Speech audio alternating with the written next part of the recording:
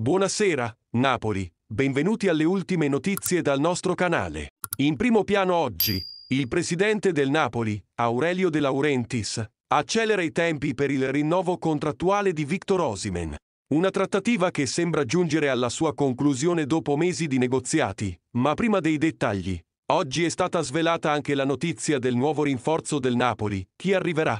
In attesa dell'inizio del mercato di gennaio, il Napoli sta già pensando a qualche acquisto per il futuro.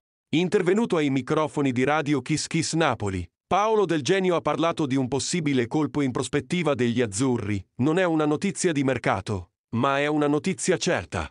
A Napoli in questo momento c'è Santiago Pierotti, argentino del Club Atletico Colón, è in città non per una vacanza.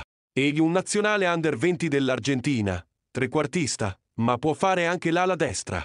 Era nel mirino di Bologna e Torino, un giocatore molto strutturato fisicamente. Egli in un albergo napoletano.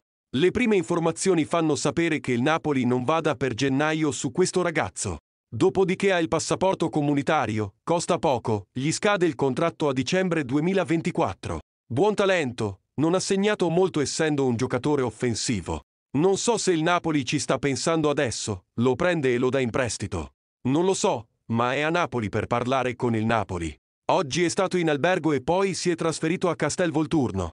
Non so se solo per parlare o per fare addirittura un allenamento. Potrebbe anche essere preso per il Bari, ha aggiunto il giornalista sportivo. Ed ora, ma non ultimi, i dettagli del rinnovo di Osimhen. Dopo il 12° incontro tra il presidente e l'agente del giocatore, sembra che il rinnovo sia ormai dietro l'angolo. Secondo le analisi di Luca Marchetti di Sky Sport, De Laurentiis ha messo le basi per un prolungamento sostanzioso.